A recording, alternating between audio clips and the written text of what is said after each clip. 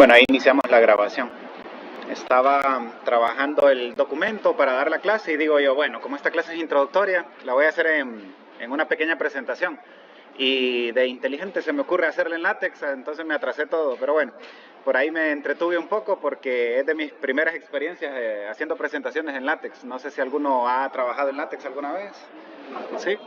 Y presentaciones, pues para mí era primera vez, así que estuve como niño jugando ahí y eso atrasa bastante. Pero bueno, intenté redactar también los elementos del libro que se ven antes de iniciar el curso, entonces por eso quizás se me fue ahí alguna letra mal o algo, me disculpo de antemano, espero que no. Bueno, comentarles, la idea de este curso es empezar con el capítulo 4 del libro. ¿Con qué objetivo? Empezar con la parte, por decir así, más práctica, que combine la parte práctica con la parte demostrativa. Porque los primeros 3 capítulos son un poquito tediosos en el sentido que son muy formalistas. Cuando empiecen a leer, les recomendaría que si tienen tiempo en sus espacios libres, lean capítulo 1, 2 y 3 con paciencia, más que todo por la parte lógica, para que entiendan la construcción del mismo libro como tal y la idea que quiere llevar a todo el libro como tal. Nosotros, si bien es cierto, vamos a arrancar con el capítulo 4 y para ser preciso, mañana. Hoy quiero dar, entre comillas, un resumen de elementos fundamentales de esos primeros 3 capítulos y cómo vamos a introducir el inicio de este capítulo 4, que es donde empieza el curso. Me quedé con la gran incertidumbre que era lo mejor a sacar, ¿verdad? Y seleccioné esto que traigo para hoy. Eso le da un poco de sentido a los 3 capítulos anteriores, aunque sea retomando cosas particulares, pero son esos fundamentos que nos van a ayudar a no arrancar literalmente el capítulo 4 sin saber nada de los 3 capítulos anteriores. La buena noticia, ¿cuál es? Que esos primeros 3 capítulos, incluso parte del 4 y parte del 5, tienen todavía esos elementos fundamentados, esos elementos básicos, que al final se vuelven un poquito más de teoría, más que la práctica, pero ya se empieza a combinar un poquito ahí en el capítulo 4, e imagino que por eso pues se propone que se arranque desde ahí geometría 1 y no desde el capítulo 1. Cuando yo era estudiante, pues sí, arrancábamos desde el capítulo 1, pero para mí fue un camino personalmente un poquito tedioso en el sentido que era demasiada teoría y yo quería la práctica, yo quería un problema de geometría, resolverlo, aprender propiedades. Pero este libro empieza bastante lento porque es bastante demostrativo. Entonces arranca con fundamentos. Bueno, ustedes ya llevaron el lenguaje de la matemática, en la cual ustedes vieron que hay muchas cosas que se tienen que estructurar, llevan un orden. Para los que son bachilleres en informática o los que saben un poquito de programación, saben que, por ejemplo, para programar un código es una hoja en blanco. Yo le tengo que dar las instrucciones hasta más absurdas que diría alguien, ¿verdad? Pero tengo que programarle todo en el sentido para que entienda y lleve una secuencia de pasos. Lo mismo pasa en la parte demostrativa. No vamos a asumir todo desde cero, sí se asumen algunas pequeñas cosas que ya voy a hablar de ello en este repaso, pero sí se necesita un proceso estructurado para generar una demostración. Y me imagino la pregunta que se estarán haciendo, ¿cómo vamos a combinar esa parte demostrativa con la parte mecánica que uno aprende en el colegio de geometría, ¿verdad? ¿Cómo eso que aprendí básico de geometría, propiedades, cálculos, etcétera, cómo lo voy a combinar con la parte formal demostrativa? Y eso es lo que intenta hacer el autor en los 3 primeros capítulos, bastante lento para no mentirles, pero que yo voy a intentar resumir por acá. Bueno, son esos fundamentos, esos 3 primeros capítulos. Más que todo eso resume cómo se construye y para qué se demuestra todos esos datos, elementos que van a encontrar en esos 3 capítulos, que ojalá se tomen el tiempo de leer, ¿verdad? Nosotros vamos a arrancar, insisto, del capítulo 4 a partir de mañana y hoy un mini resumen, introducción a eso. Bueno, empecemos. ¿Qué es la geometría? Que es la pregunta más obvia que nos tenemos que hacer en una clase de geometría. Es una de las tantas ramas de la matemática, ¿verdad? Que en este caso estudia las figuras, su forma y incluso su relación en el espacio. Tenemos el hábito, sobre todo en el colegio, de trabajar en 2 dimensiones, ¿verdad? Un triángulo, un cuadrado, un rectángulo y aprender todas las propiedades. Pero en esta clase vamos a avanzar también a 3 dimensiones cuando ya tenemos sólidos y propiedades ahí en el espacio también, ¿verdad? Planos, figuras, etcétera. No solo en 1 o 2 dimensiones, sino que también en 3 dimensiones. Yo creo que de álgebra 1 recordarán que una dimensión es una recta, ¿verdad? Sí, donde hay puntitos ahí. 2 dimensiones recordarán álgebra 2, donde ya mirábamos el plano cartesiano, ¿verdad? Y 3 dimensiones, pues el espacio donde vivimos, donde hay 3 dimensiones x, y, z, ¿verdad? No vamos a entrar algebraicamente en el sentido, pero solo lo comento para que todos tengamos ese elemento claro. Bueno, vamos obviamente a partir de lo visual, porque la geometría tiene esa gran ventaja, ¿verdad? Tiene esas características visuales que después matematizamos con números, con propiedades y en este caso hasta con demostraciones, ¿verdad? Así que a partir de dibujos, algunas construcciones que hagamos en su momento, le vamos a dar un sentido demostrativo a esas figuras, ¿verdad? Y eso es un detalle importante en la geometría, o al menos cómo la vamos a ver nosotros.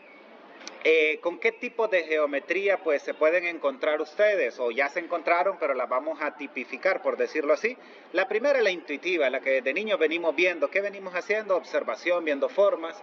Por ejemplo, siempre que voy yo aquí por aquel puente, no sé si tiene nombre, pero aquí por La Vega, y luego quiero salir al anillo periférico, siempre me emociono viendo aquellas parábolas, no sé si son parábolas o hipérbolas que tiene el puente abajo, no sé si se han fijado, que las bases son así, son estilo parabólicas o hiperbólicas, no sé qué son, pero siempre me gusta verla. Entonces eso es lo que más hacemos nosotros desde niños, ver figuras, darles un sentido, que es un cuadrado, un rectángulo, luego vamos viendo otras figuras. Ese sería como el primer tipo de geometría más básico, y el que acaban de ver, la geometría analítica, que es donde metemos figuras en el plano cartesiano, ¿verdad? Lo que vieron en trigonometría con geometría analítica en ese último parcial, seguramente vieron alguna circunferencia, alguna hipérbola, alguna elipse y la ecuación que lo ponía en el plano cartesiano. Y lo que vamos a trabajar nosotros, una que es más formal, que trabaja de forma deductiva, o sea, se va deduciendo, se va formando una estructura de explicación para alguna figura, para algún teorema, para alguna propiedad, para encontrar algún dato, ¿verdad?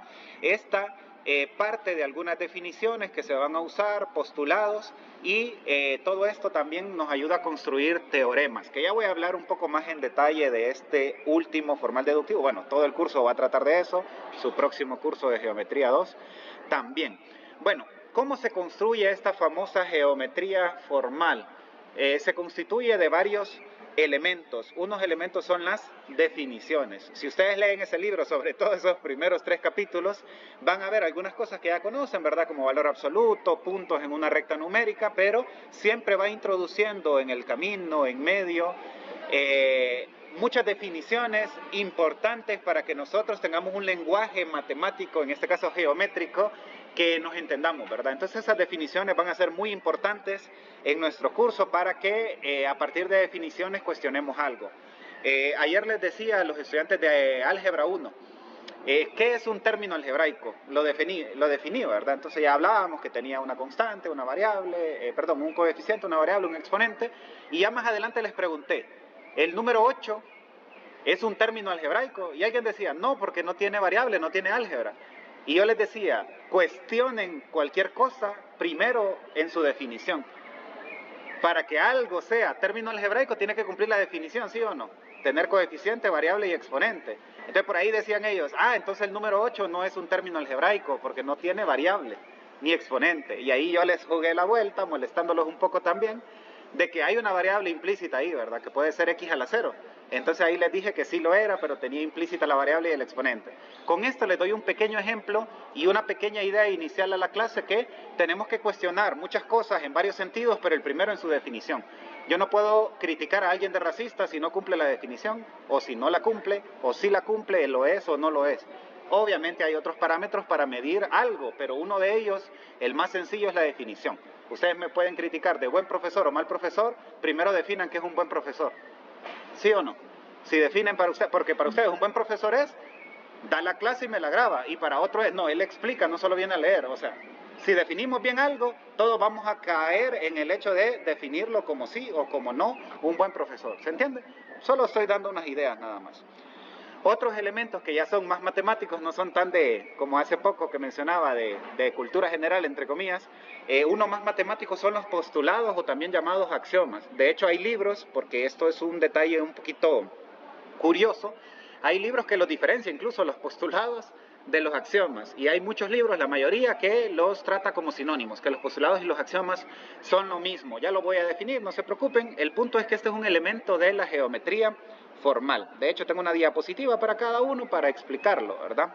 Bueno, luego, a partir de estos dos podemos formar teoremas, les cuento. Los teoremas creo que ya les suenan a ustedes, el famoso de Pitágoras y muchos más. Pero ¿Cómo se constituye un teorema? Esa formalidad es importante que la repasemos. No sé si la vieron en lenguaje, ojalá que sí. Y si no, yo la voy a repetir, aunque sea un poquito por encimita. Y obviamente en todos los geométricos lo vamos a ir detallando en cada uno de los temas. Bueno, luego, por último, tenemos el formalismo más grande, que es la demostración. La demostración depende de los tres anteriores, les cuento, de las definiciones, postulados, teoremas. Eso lo vamos a ir abordando de a poco. Bueno, ¿qué pasa cuando vemos esta estructura? Que hay definiciones por ahí plasmadas, que hay postulados o axiomas plasmados, que hay teoremas por ahí que aparecen, que todos ellos me pueden ayudar a constituir demostraciones. A este conjunto de elementos que pertenecen a una geometría formal constituyen un sistema. Ese sistema se le llama axiomático deductivo. No sé si lo escucharon o lo leyeron en lenguaje de la matemática, no se menciona mucho por allá, creo, quizás por encimita, pero bueno, este es uno de ellos. Tal vez ustedes aprendieron literalmente demostraciones y de una demostración directa, indirecta, reducción al absurdo, contrarrecíproca, qué sé yo, ¿verdad? En este caso no. A un sistema que tiene definiciones se generan postulados, que ya voy a decir qué es, teoremas, que ya voy a definir puntualmente qué es en nuestro contexto y demostraciones. A todo el contener esa estructura se le llama un sistema axiomático deductivo, gracias al gran Euclides. Antes de Euclides lo que se hacía era, su compañera tenía un concepto de matemática, de geometría, y ella planteaba sus ideas y redactaba su lógica, su pensamiento. Pero venía otra compañera y lo redactaba a su manera. Entonces no había como una homologación, no había como una estructura para todos que no generara dudas y no generara la postura de uno y de otro, sino un lenguaje universal. Al gran Euclides se le ocurrió la genial idea de generar una estructura organizativa de la matemática, en particular en la geometría, con este sistema axiomático deductivo, y al tener un sistema como tal, ya no dependía de la postura de cada uno de nosotros, sino que era una postura general y que cada quien la intentaba repetir para manejar todos un mismo lenguaje. ¿Estamos? Más o menos por ahí va la idea, gracias al gran Euclides. Se dice, no sé, ¿verdad? Como en los últimos años cambia todo, pero en mi tiempo, cuando era estudiante, se decía, yo creo que se mantiene, que el libro más leído, ¿quién es? ¿Saben cuál es el libro más leído? La Biblia, ¿verdad? Por supuesto. Y el segundo libro más leído, bueno, no sé si está entre este, que es Los Elementos de Euclides, o este de Saavedra, ¿cómo se llama? El Quijote, dicen, ¿verdad? Pero bueno, el punto es que en el top 3 está Los Elementos de Euclides. ¿Y por qué hablo de Los Elementos de Euclides? Porque es la primera vez donde él habla de este sistema axiomático deductivo con esta estructura para explicar la matemática y en particular la geometría. Y es lo que voy a intentar resumir hoy. No sé si platicaron algo de esto en su clase de lenguaje, quizás no, porque esto ya es meramente de geometría, pero por si no lo vieron, mejor lo digo, para no asumirlo, aparte que más o menos se ahonda en los primeros 3 capítulos de manera muy segmentada, muy segregada, pero mejor aquí tenerlo de manera ya puntual. Entramos en la primera contradicción. Les voy a definir qué es una definición. Para definir lo que es una definición, que suena redundante, ¿verdad? ¿Qué es una definición? Es una explicación precisa de un concepto usando términos ya aceptados. Entonces, yo no puedo definir algo en términos de algo que no está aceptado. O lo peor de todo, definir algo en términos de sí mismo, ¿verdad? Suena contradictorio, ¿verdad? Es como que yo defino una computadora en términos. Es aquella que tiene elementos de computadora. Es redundante, ¿verdad? Entonces tiene que ser algo en términos ya aceptados, no redundantes, y que dé una explicación precisa del concepto. A eso se le considera una definición. Entonces, esta es la definición de definición dentro de nuestro contexto. Estamos un poco redundante, pero bueno. Este es un concepto clave, es una definición clave de los elementos anteriores. Vamos a ver si van siguiendo esta plática, esta clase. ¿Cuál era el segundo elemento de este proceso deductivo, axiomático deductivo? Postulado o axioma, que vamos a considerarlo en nuestro contexto, con el libro que usamos, lo vamos a considerar sinónimos. ¿Qué es un postulado o axioma? Se me olvidaban los ejemplos, perdón. Cuando hacemos definiciones, nosotros podemos definir, por ejemplo, qué es un ángulo, qué es un triángulo, qué es un segmento, etc. ¿Cómo los vamos a definir? Con conceptos ya claros y términos que ya estén definidos. Y un elemento que se me olvidaba, que está en el primer capítulo para no irme tan largo, y que obviamente yo voy a arrancar desde el 4, pero si lo pueden leer, por favor léanlo.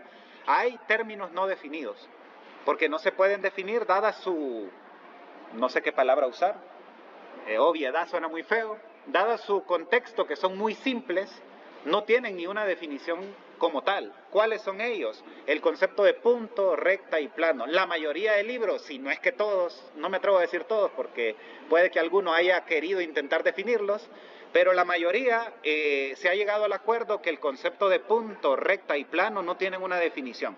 Y alguien dirá, les falta creatividad. Yo definiría, no sé, punto como una circunferencia de radio cero. Ahí nos estamos poniendo demasiado filosóficos, creo yo. Puedo definir recta como una secuencia de puntos. Pero ¿cómo define secuencia? No, tienen que estar alineados. Y bueno, empezamos en un detalle filosófico para definir punto, recta o plano. En la mayoría de libros, sobre todo Elementos de Euclides o el libro que estamos usando nosotros, Moises and Down, creo que se llama el otro autor, ellos dos pues simplemente también retoman el hecho de que punto, recta y plano son conceptos primitivos en el sentido que no tienen una definición. ¿Estamos? ¿De qué vamos a asumir nosotros? Que punto es eso que nos vemos como un puntito ahí, ¿verdad? Recta como aquella secuencia alineada de puntos, no sé, y plano, algo como una hoja de papel, ¿verdad? Que tiene un montón de puntitos ahí que todos están en ese plano, que ya después recibe nombre, como coplanares y eso. Ahí sí les recomiendo que lean esos 3 capítulos, sobre todo por la terminología. Por lo matemático no se asusten, hay un par de problemas operacionales, pero más que todo por los conceptos y definiciones me gustaría que lo leyeran completo el capítulo 1, 2 y 3. Y en el capítulo 4 en adelante lo que ocupemos es mi trabajo retomarlo, pero recomendaría, insisto, que lean eso. Bueno, ya terminamos la definición de definición con algunos pequeños comentarios, ejemplos, y vamos ahora a lo segundo que me decían, ¿verdad? ¿Qué era lo segundo? Postulados o axiomas, excelente. Bueno, ¿qué será un postulado? Es una afirmación aceptada sin demostración. Vayamos en orden. Primero teníamos los conceptos primitivos, por decirlo en un orden más exacto, que son aquellos que no podemos ni definir ni poner en palabras, que no generen más preguntas o debates. Entonces tenemos punto, recto y plano, por ejemplo, que todos vamos a asumir que es eso que nos imaginamos, como aquel puntito, aquella secuencia de puntitos recta y aquel plano que es como una hoja de papel. Después de eso creamos definiciones, ¿verdad? Definimos, por ejemplo, una recta, definimos un segmento. ¿Cómo podemos definir una recta, por ejemplo? Bueno, ahí me dio la definición de recta con segmento. Ven, ahí tendríamos que haber definido antes segmento, entonces. Bueno, por ahí entramos ya también en un orden de definiciones, pero bueno, es un buen intento. Podemos leer la que está literal en los libros, por ejemplo, y decir que una recta no tiene fin, por ejemplo, lo que mencionaba su compañera, que un segmento es todos los puntos que conectan a los que están entre 2 puntos, ¿verdad? De forma lineal. Bueno, tantas formas que se pueden definir. El punto es que esas son definiciones, pero ¿qué pasa con los postulados? Son aquellas afirmaciones a las cuales no les vamos a hacer una demostración, que les vamos a poner ahí que con tal propiedad o con tal teorema se concluye eso, no. Son esas, entre comillas, definiciones que son un poquito más amplias, pero que no vamos a necesitar o deberíamos utilizar algún teorema para demostrarlas, por ejemplo, o un conjunto de teoremas, propiedades.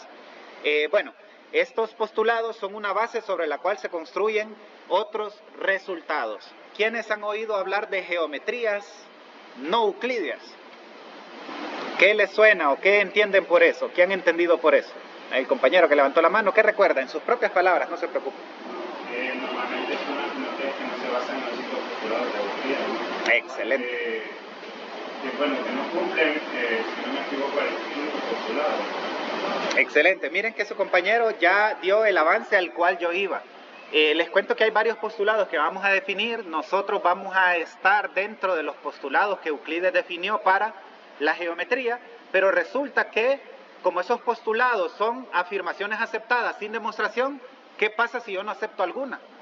¿Qué pasa si yo cuestiono alguno de esos postulados? Y eso es lo que pasó. Pero miren, Euclides vino, creó sus elementos y llegó hasta el año 1800 y algo, o 1900, yo solo me agarré en curva. Creo que entre el 1800 y el 1900, y empezaron a cuestionar ciertos postulados y dijeron, no, para mí esa no es una afirmación aceptada.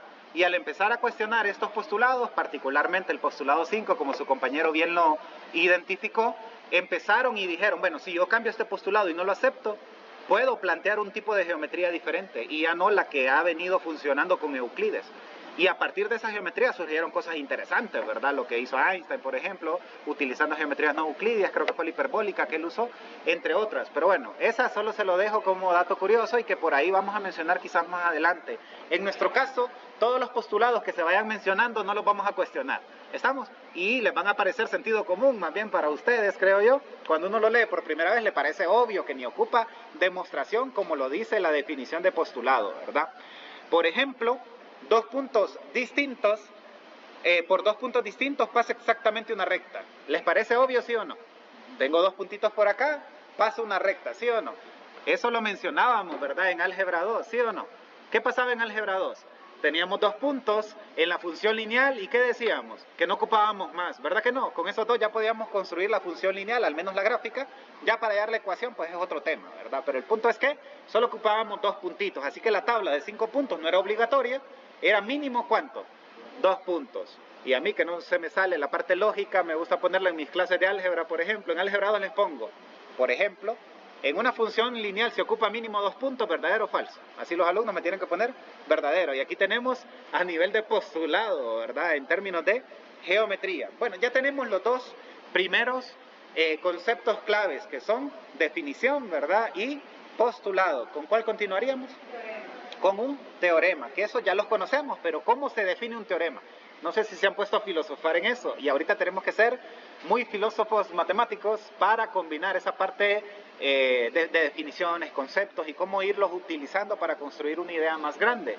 De eso trata esta clase, ir madurando ese tipo de pensamiento, yo le llamo filosófico matemático, ¿verdad? Continuamos con teorema. ¿Qué es un teorema? Miren, es una afirmación que se demuestra. ¿Qué significa que voy a demostrar? ¿Qué significa que voy a crear una afirmación? Significa que yo tengo un elemento válido, pero tengo que irlo demostrando, probando, argumentando para que tome sentido.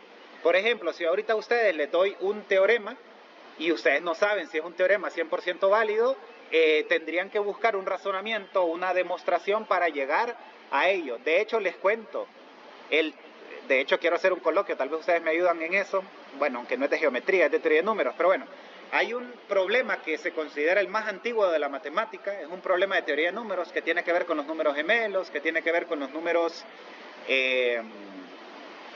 bueno, con números primos, números gemelos ahí. El punto es que ese teorema, o esa propiedad, mejor dicho, es considerado uno de los problemas más antiguos de la matemática, tanto así que ni se ha demostrado al día de hoy. Y es de los más antiguos, si no el de los primeros problemas conocidos, pero como no tiene demostración, no se considera un teorema, se considera como una proposición que es abierta y que no se sabe con exactitud. Muchos procesos computacionales al día de hoy han demostrado que hasta números tan grandes se cumplen, pero como los números son infinitos, tendría que haber una demostración completa que lo diga. Así que ese podría ser una afirmación que no se ha demostrado, por lo tanto no podría ser catalogada como teorema. Y ahora vayamos al otro extremo. Ya hablé de uno que es de hecho antiguo y que no se ha demostrado. Hay muchos otros tampoco, pero ese tiene interesante porque es antiguo. Y ahora vamos al otro extremo, uno de los que más demostraciones tienen. ¿Se imaginarán cuál es el teorema que más demostraciones tiene? Pitágoras. Es de los más famosos en primer lugar y es el que más demostraciones tiene. De hecho, yo miré un libro que tenía 365 demostraciones para que aprendieran una cada día del año. ¿Estamos? Y demostraciones hechas con trigonometría, con geometría analítica, la más antigua que era la que se hacía con áreas, ¿verdad? Bien bonita, bueno, un montón de demostraciones. El punto es que si yo puedo demostrar una afirmación, eso sería un teorema. ¿Y cómo creen que se demuestran esas afirmaciones? Utilizando ciertas definiciones para enriquecer esa explicación, utilizando ciertos postulados para que refuercen una idea. Es como que yo les diga a ustedes, vengan por favor mañana a exponerme sobre el racismo. Entonces ustedes vienen y van a partir de algunas definiciones, algunos conceptos, algunas ideas que todos concebimos como ciertas, que vendría siendo un postulado en ese contexto, ¿verdad? Etcétera, etcétera. Bueno, esta demostración se basa en ¿qué? En postulados, definiciones y razonamientos lógicos. Lo de razonamientos lógicos no lo he definido, pero ustedes lo aprendieron en lenguaje, ¿verdad? Como un razonamiento se considera lógico y ahí vemos que tiene que ser una tautología, ¿sí o no?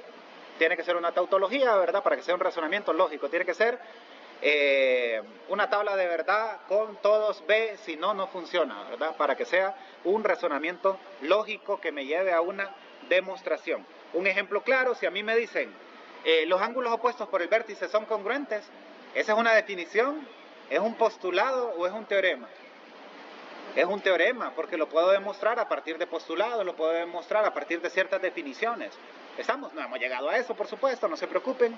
De hecho, eso es parte de lo primero que vamos a ver en el capítulo 4, que trata de ángulos, para ser más específico. Con esto, jóvenes, ya vamos viendo la idea. Necesitamos algunos conceptos como punto recto y plano, que no tienen ni una definición misma. A partir de ellos podemos definir más cosas. A partir de esas definiciones podemos crear algunos pequeños postulados que son mini teoremas, que no ocupan demostración, que lo asumimos todos como obvio. Recuerden el que ya les di, que por 2 puntos pasa una única recta. ¿Verdad que nos parece obvio? ¿Ocupará una demostración? No, ¿verdad? Entonces lo consideramos un postulado. Y a partir de estos 3 elementos, que el teorema ya incluye el último, ¿verdad? ¿Cuál era el último que mencionábamos en el axiomático deductivo? La demostración, que ya hablé de ella dentro de teorema, así que es un poquito contradictorio en ese sentido. La verdad es que están combinados, y como ya anticipé, una demostración va a ser un proceso lógico que nos va a ayudar a justificar un teorema. Esos procesos de demostración, pues ustedes ya lo conocieron, ¿verdad? Uno que me sorprendió mucho y lo aprendí en teoría de números. Ustedes han escuchado, no sé si lo vieron en el lenguaje de la matemática, el método de inducción. ¿Sí? Les cuento que el método de inducción tiene una estructura. Y les cuento que esa estructura se puede emular en otros procesos y no necesariamente se le llama inducción. Entonces, cuando empezamos a ver la matemática como una estructura, es cuando aprendemos a madurar que la matemática no son números, no son polinomios, es más que eso. Por eso un ingeniero cree que sabe matemáticas, él sabe operar. Los que saben matemáticas son los que saben la parte demostrativa, lógica, porque es un peldaño más ahí, ¿verdad? Entonces, cuando ustedes oyen hablar de que un ingeniero sabe integrales, ecuaciones diferenciales y eso, que bueno, él sabe esa parte operacional, pero la parte demostrativa que hay tras eso es increíble. Por ejemplo, los ingenieros, ¿cuál es la palabra? Se me olvida el nombre. Pero bueno, hay un grupo, creo que es ingeniería, hay un grupo de estudiantes que aprende la matemática formal aplicado a la parte computacional. Eso es un espectáculo. ¿Y cómo se llevó eso a la inteligencia artificial? Que es lo que he ido aprendiendo en los últimos años yo. No me van a creer lo bonito que es. De hecho, tal vez me da tiempo en el COME y doy un congreso. ¿Cómo funciona, por ejemplo, cómo ChatGPT escribe, por ejemplo? Les cuento que son puros vectores en el espacio que están construyendo de este punto a este punto para escribir la palabra que sigue después de la otra. Entonces, al final lo hace con procesos matemáticos formales. De hecho, todavía al día de hoy se está usando teoremas muy abstractos y aterrizándolos a la IA o a otros procesos computacionales para que ayuden. Y eso es lo que lo hace aún más bonito. Cómo esos procesos lógicos nos ayudan a lo del día de hoy, ¿verdad? Y obviamente combinado con lo tradicional, vectores, matrices, etcétera, ¿verdad? Bueno, me estoy metiendo en otro punto, perdón. Para hacer una demostración hay que seguir, obviamente, pasos claros, ¿verdad? Basado en conocimientos previos. Yo no puedo demostrar un teorema usando otro que lo usa él. Por ejemplo, todos lo ven como obvio, ¿verdad? Pero muchas veces hay que dudar hasta de lo obvio en estas clases que son de fundamento. Es como en programación. No sé si ya llevaron programación 1 alguno de ustedes. ¿Verdad que para redactar un mini programa no podemos asumir nada? Tiene que ir algo que le ayude al otro. Por ejemplo, para que haga una suma, yo tengo que programar, pedirle uno, guardarlo, pedirle el otro para luego generar la suma. ¿Cómo voy a sumar si no los he pedido los números? Y alguien dirá, es fácil, en programación solo pongo que C es igual a A más B y ya. No, porque no le he pedido A. Esa lógica que puede ser tan sentido común, hay que llevarla a esos procesos claros. Por ejemplo, algo que al día de hoy me sigue generando un poquito de, no sé qué palabra ponerle, si nostalgia o qué sinónimo. No sé si oyeron que en los 90 alguien hizo una demostración del teorema de Fermat. Hubo un francés que demostró un teorema de Fermat en los 90 y tardaron tantos años en revisarle al pobre porque no tenía una estructura completa en su demostración. Había algunos vacíos por ahí, la idea estaba bien, pero había algunos vacíos. Y lamentablemente se le pasó la edad y no pudo ganar la medalla Fields, porque se tardaron un poquito. No sé si al final se la dieron, puede que sí, yo creo que no, pero puede que sí se la hayan dado. Pero el problema es que la medalla Fields es hasta cierta edad, ¿verdad? Entonces él cumplía la edad cuando lo presentó, pero su demostración no estaba completa, tenía algunos vacíos. Y ese es el problema, que no lo cumplía. ¿Y por qué? Porque la demostración es algo, aunque suene raro, perfeccionista, que tiene que cumplir muchos criterios, como un programa para que cumpla lo que se le pide. Una demostración completa tiene que tener todos los elementos claros, no asumir nada, etcétera, etcétera, ¿verdad? Bueno, para no leer todos los 3 capítulos del libro, voy a leer lo que considero más relevante, que son los 10 postulados que hay antes de empezar el capítulo 4 con el cual vamos a arrancar mañana la clase. ¿Cuáles son esos 10 postulados que presenta el libro? Y aquí quiero dar un comentario, aprovechando que el compañero mencionó el quinto postulado, ¿verdad? Les cuento que él los redacta de forma diferente a los elementos de Euclides. Así que aquí el quinto postulado no es el mismo quinto que en aquel momento Euclides planteó. Él los fragmentó un poquito más, lo cual no me gusta en el sentido que extiende mucho los detalles, pero me gusta en el sentido que va fraccionando los elementos como para que vayamos madurando de a poco las ideas y sobre todo en los postulados que tienen que ser verdades obvias, ¿sí o no? Tienen que ser teoremas obvios que no ocupan demostración, llamémosle así el postulado para que suene más dramático, ¿verdad? El postulado es un teorema que no ocupa demostración para que suene más dramático. Bueno, todos los que leamos creo que les van a parecer bastante obvios, pero recuerden, eso es, ¿verdad? Un postulado, ¿verdad? Es una afirmación que no ocupa demostración porque, entre comillas, es un poquito obvio, pero lo más importante, todos lo vamos a considerar normal, común, todos lo vamos a considerar cierto. ¿Estamos? ¿Cuál es el primero? A cada par de puntos diferentes, obviamente, si es el mismo, no, ¿verdad? Queda encima uno del otro. Si son diferentes, ¿qué pasa? Hay una única, en este caso es un único número que se le asigna, ¿verdad? Entonces, a cada par de puntos diferentes, le corresponde un número positivo único. Como no estamos en el capítulo, quizás no ubican la idea, pero lo que quiere decir esto es la medida del segmento. De este punto y este punto se le asigna un número que es la medida del segmento. ¿Estamos? Aquí pues está resumido y está descontextualizado también porque yo los traje los 10 aquí en lista y no está. El capítulo 1, por ejemplo, habla de puntos en una recta, medidas, habla de rayos, etcétera, de varias definiciones. Vamos por el segundo, el postulado de la regla, así se llama, tiene nombre este, y dice que podemos establecer una correspondencia entre los puntos de una recta y los números reales, de manera que, primero, a cada punto de la recta corresponde exactamente un número real. Cuando yo empecé a ser docente y me tocaba dar clases, por ejemplo, de séptimo grado, digo yo, bueno, les tengo que hablar a los niños de números reales, ¿verdad? En séptimo grado, para que ellos ubiquen, diferencien, y lo más bonito, que sepan que a cada punto le corresponde un número, ¿verdad? Pero después me quedé como frenado en la filosofía que eso conlleva. Pónganse a filosofar ustedes el siguiente hecho, que si hacen una recta infinita, cada punto le corresponde un número. Y que a cada punto le corresponde un único número real y que no sobran puntos y no me faltan puntos. ¿Qué significa eso? Que después de un punto sigue otro, ¿sí o no? Pero esos dos puntos son dos números reales, ¿sí o no? Y todos los puntos que son números reales, no sobra ninguno ni falta ninguno. Y ustedes dirán, ya lo miro obvio, no lo miro tan filosófico, pero ahora piensen en lo siguiente. ¿Cómo puedo graficar raíz de 5 en la recta numérica con regla y compás, por ejemplo? Ese es un detalle muy bonito y que yo lo encontré en el libro que menos me lo esperaba, y es en el libro de 110 de la UNAM. Ahí me encontré esa explicación muy bonita, cómo graficar raíz de 5, raíz de 3, que son números decimales feos, ¿verdad? ¿Cómo graficarlos? ¿Verdad que las fracciones son fáciles, entre comillas, ¿verdad? ¿Cómo graficamos 11 medios? Lo pasamos a fracción mixta, ¿verdad? 5 un medio, nos vamos a 5 y avanzamos un medio adelante, ¿verdad? Y ya dividimos una sección en fraccioncitas. Pero ya los irracionales son difíciles. Y una bonita lectura que les dejo así como dato curioso, lean esto que son los primeros capítulos del libro de Gloria Montano de 110. Se llama, ¿cómo se llama el libro? Matemática 110, creo, ¿no? Sí, ¿verdad? Precálculo, gracias. Precálculo de Gloria Montano. Por ahí lo tengo en digital, si me lo piden se los mando. Les tengo que mandar acuérdenme de nuevo que se me había olvidado. Bueno, retomando. Miren qué genial esto, jóvenes. A una recta, a cada punto de la recta le podemos asignar un número real. ¿Sí? Eso aquí lo tomamos como postulado, pero aquel libro intenta graficar fracciones, intenta graficar radicales, o sea que intenta asignarle esos puntos, pero como son infinitos, nunca terminaríamos, así que lo asumimos como un postulado, pero tiene dos elementos. Miren, el primero, a cada punto de la recta le corresponde exactamente un número. Tampoco es que un punto tiene dos valores, ¿verdad? No.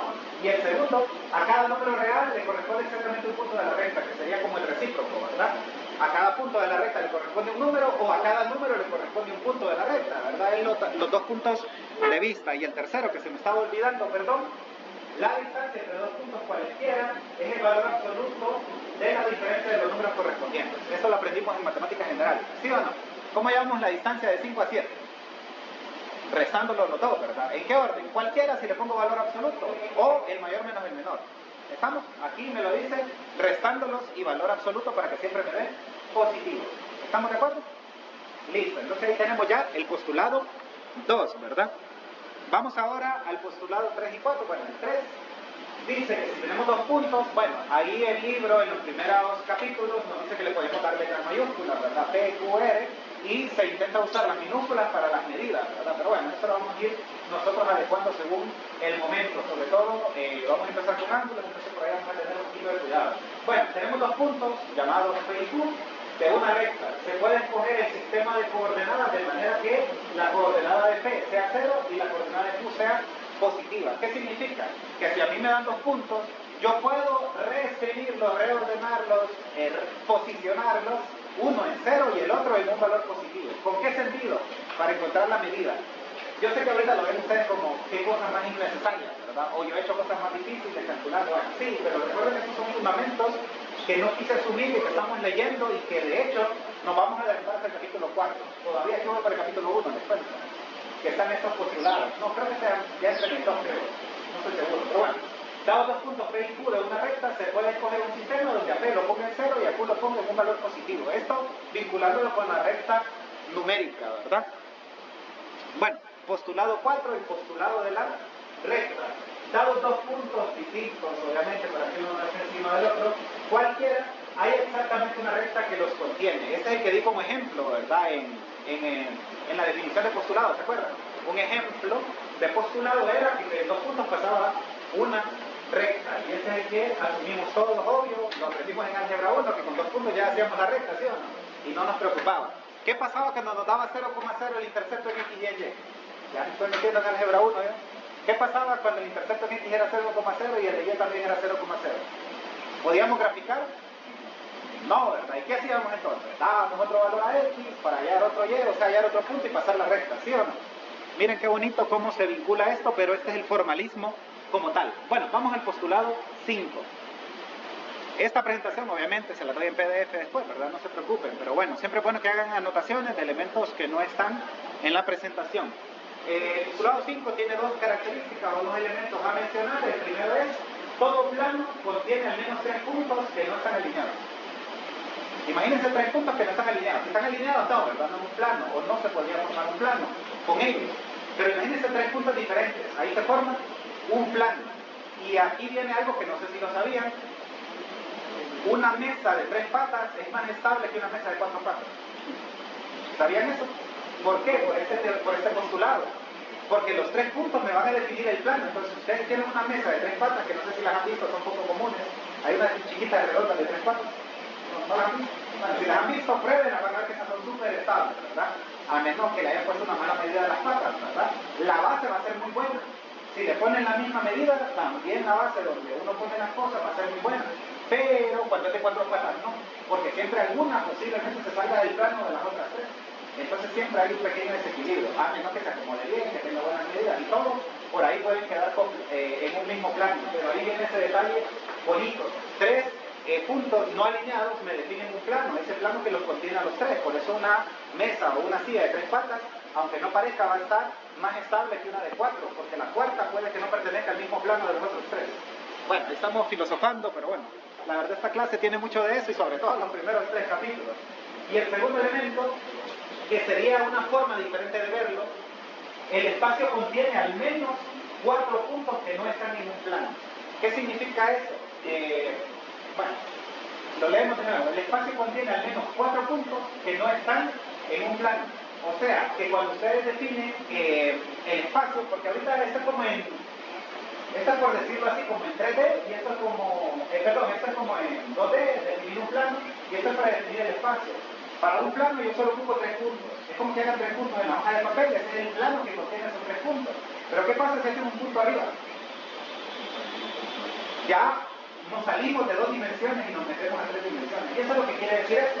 Que necesito 4 puntos que no estén en un mismo plano. Si están en el mismo plano, no estoy en el espacio todavía. Pero si hacen 4 puntos en ese cuaderno, se mantienen en el mismo plano. Pero si ya sacan un cuarto punto que no está en ese mismo plano que los otros 3, ya estarían entrando en ¿dónde? En el espacio. Entonces esa es la definición. Y ustedes dirán, qué raras definiciones, pero si se ponen a pensar, Yo he hablado de 3D, 4D. Básicamente eso es. 2D sería ¿qué? El plano. 3D ¿qué sería? El espacio. Y 1D ¿qué sería? La recta. Porque solo hay puntos, solo me puedo mover a la izquierda o a la derecha, ¿sí o no? Y en el plano me puedo mover izquierda, derecha, arriba o abajo. Pero en el espacio puedo moverme izquierda, derecha, arriba, abajo. También para el otro lado acá arriba. Bueno, en las 3 dimensiones, ¿verdad? Postulado 6. Si 2 puntos de una recta están en un plano, entonces la recta está en el mismo plano. ¿Es algo obvio, sí o no? Ya habíamos dicho en el postulado 4, creo que era, que 2 puntos definían una recta, ¿sí o no? ¿Están de acuerdo, verdad? Y ahora que estamos diciendo que esa recta que contiene esos 2 puntos que están en ese plano, también está en el plano. ¿Estamos de acuerdo? O sea, que si yo hago 2 puntos, hay una recta que los contiene y hay un plano que contiene a esos 2 puntos y a esa recta. Y esa recta obviamente tiene que estar en el mismo plano. ¿Estamos? Excelente. Continuamos ahora con el postulado 7, el postulado del plano. 3 puntos cualesquiera están al menos en un plano. ¿Estamos? Ese es como el número mínimo. ¿Cuál era el número mínimo para una recta, jóvenes? 2. 2 puntos definían una recta. ¿Cuántos definen un plano? 3. Con 2 no puedo formar necesariamente un plano. Porque si solo tengo 2, una recta los contiene y no ocupo el plano, solo ocupo la recta y ahí los tengo. Pero ¿qué pasa si tengo un tercero pero que no está alineado? Que se sale de la línea para otro lado. Ya esos 3 que están ahí, alguien dirá, un triángulo. Bueno, lo puede ver así. En términos de plano, hay un plano, algo más grande, una hoja de papel que puede contener esos 3 puntos. ¿Estamos? O sea, que yo puedo estar en el espacio. Tengo un punto acá y otro punto acá. Entonces yo puedo diseñar un plano que pase por esos 3 lugares. Un solo plano, no ocupo más de uno. ¿Estamos? Entonces más o menos eso es lo que nos quiere plantear el postulado 7. Hasta aquí no hemos dicho nada así como súper rebuscado, tal vez por la visualización, ¿verdad? Pero son como verdades obvias, ¿verdad? Y eso es lo que nos decía la definición de postulado, ¿verdad? Es una afirmación que vamos a considerar cierta y sobre todo no le vamos a hacer demostración, ¿verdad? Bueno, postulado 8. Si 2 planos diferentes se intersectan, imagínense que esta mano es un plano, imagínense que esta otra mano es otro plano. ¿Qué va a ser la intersección de 2 planos? ¿Dónde se intersectan? En una recta, ¿sí o no? O sea que tengo un plano para acá, lo corto por acá, va a haber una recta que es la intersección de los planos. ¿Estamos? Recordemos álgebra 2, ¿qué era la intersección de 2 rectas? Álgebra 2, perdón. ¿Qué era la intersección de 2 rectas? Un punto. Y ahora ampliémoslo a 3D, ¿qué es la intersección de 2 planos? Una recta. Solo que allá en álgebra 2 decíamos, resuelve el sistema de ecuaciones, ¿verdad? Pero sabíamos que uno era una recta, el otro era otra, y que la respuesta era un punto con la coordenada X igual a tanto, Y igual a tanto, ¿verdad? Aquí ya estamos en 3 dimensiones, por decirlo de alguna manera. Vamos a los 2 últimos. El 9, el postulado de separación del plano. Este se usa mucho y sobre todo lo vamos a usar también en el concepto de ángulos para las 2 partes que se van dividiendo ahí, bueno, lo que se vaya dividiendo ahí. Se da una recta y un plano que la contiene. O sea, este plano y yo hago aquí una recta. ¿Estamos? Los puntos del plano que no están en la recta forman 2 conjuntos, ¿sí o no? ¿Verdad que aquí está el plano y aquí está el conjunto de puntos de la recta? Pero aquí se formó un espacio, ¿verdad? Y aquí se formó otro. Y alguien dirá, es que obvio todo lo que está diciendo. Bueno, de eso se trata, que lo repasemos, pero que después le demos un formalismo. Cada uno de los conjuntos es convexo, que bueno, ahí habría que ir a buscar la definición de convexo, ¿verdad? Que está atrapado, por decir así, en un lugar. Y la otra, que si P está en uno de los conjuntos y Q está en el otro, entonces el segmento PQ intersecta la recta. Miren qué bonito. Si P está en un lado y Q está en otro, ¿qué pasa? Cuando construye el segmento, ¿qué va a pasar? Va a cortar la recta. Y alguien dirá, eso se puede demostrar. Pero no, o sea, se pueden hacer intentos y todo, pero al final no, se toma como algo obvio, como un postulado. ¿Estamos? Aunque ese ya tira más a que puede ser demostrado, ¿verdad? O alguien dirá, no, yo lo sigo viendo obvio. Bueno, también puede ser, ¿verdad? Y el último, bueno, el último hasta el capítulo 3, en el capítulo 4 nosotros vamos a arrancar con el postulado 11 en adelante, ¿verdad? El postulado 10, separación del espacio. Si separé el plano con una recta, ¿cómo separo el espacio? Con un plano, ¿verdad que sí? Miren que todo eso va tomando ahí esa consecutividad, ¿verdad? los puntos del espacio que no están en un plano dado forman dos conjuntos. Entonces tengo aquí el espacio. Imagínense que pongo aquí una hoja de papel, aquí inmensa, una hoja de papel así, un plano. Entonces yo voy a tener puntos arriba del plano, ¿verdad? Y puntos abajo de ese plano. ¿Estamos? Entonces, ¿qué va a pasar? Cada uno de los conjuntos, bueno, la convexidad, eso es importante, busquen esa definición y cualquier duda lo vemos, ¿verdad? Es algo como un espacio cerrado que no quede abierto, pero bueno, ahí lo van a revisar, por favor. Y si P está en uno de los conjuntos, o sea, en el espacio de arriba y el otro en la parte de abajo, entonces PQ, ¿qué va a pasar? Va a intersectar el plano. O sea que si yo pongo un punto acá y uno acá y trazo una línea, voy a cortar el plano, la misma secuencia lógica del 9, ¿verdad? ¿Estamos? Bueno, con esto terminamos de leer los 10 postulados que están antes del capítulo 4 con el cual vamos a arrancar mañana. Algunos comentarios finales que resumen lo que vamos a hacer en este curso, dado el repaso que hicimos, entre comillas, de los 3 capítulos anteriores. La idea de nosotros va a ser, lo obvio, resolver problemas geométricos usando medidas, construcciones. Por ahí en algún momento vamos a hacer actividades con regla y compás, etcétera. Vamos a hacer todo eso obvio de geometría, pero también vamos a hacer demostraciones de teoremas que nos van a ir apareciendo, aunque ya existen, lo vamos a hacer para practicar nosotros. Incluso tranquilamente en el examen les pongo una demostración que ya existe para ver si ustedes, si se la aprenden sería el colmo a mi parecer, pero si lo deducen y lo razonan como se intenta hacer. Mayormente no, van a ser problemas donde hay que hacer demostraciones y que no necesariamente son conocidas, ¿verdad? Poco conocidas para que ustedes hagan ese razonamiento. ¿Cuál es esa meta? Comprender. ¿Cuál es la meta de este curso? En general, comprender y justificar todo lo que aprendamos de geometría. ¿Estamos? Comprender para saber usar el teorema de Pitágoras, qué sé yo, teorema de Tales, etcétera, pero también saber justificar nuestros razonamientos. Y para terminar, unos pequeños comentarios, porque aquí hemos hablado de una línea de tiempo increíble, ¿verdad? Pero 2 personas importantes, que solo mencioné Euclides y por ahí dejé mucha gente más por fuera. Pero bueno, imagínense, siglo III antes de Cristo. ¿Hace cuántos años? Ajá, si es siglo III antes de Cristo. Hace 2300 años, porque son 3 siglos antes de Cristo, los 2000 que ya llevamos más los 300 antes.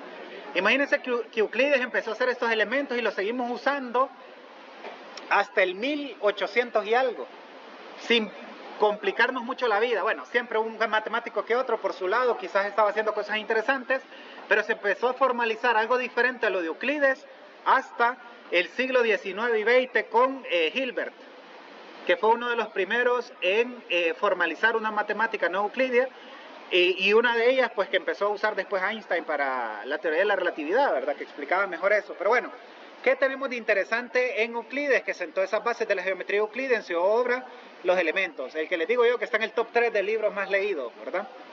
David Hilbert, pues ya es del 19-20, que sería entre el 1800 y 1900, ¿verdad? Reformuló los fundamentos con mayor rigor lógico. ¿Por qué? Porque ya cuestionó algunos postulados, ya no como nosotros lo mirábamos obvio, él ya cuestionó algunos, y de uno que cuestionó se desprendió un relajo, por decirlo así, y otras geometrías como tal. Bueno, una pequeña frase bonita de Euclides: no hay camino real a la geometría. En ese tiempo pues todo estaba pues en proceso de formación, y para él lo que hizo, e incluso no lo consideraba suficiente para toda la formalización que podría conllevar la geometría, pero subestimó tanto lo que hizo que desde que él lo hizo, siglo III antes de Cristo hasta el siglo XIX, imagínense, en el 1800 al 1900, todavía se seguía usando como una verdad absoluta casi. ¿Estamos? Excepto para este tipo de matemáticos como Hilbert, creo que era Gödel el otro, que empezaron a cuestionar y empezaron a sacar esos otros tipos de geometría, ¿verdad? Entonces, un dato histórico bonito, ¿verdad?, para analizar.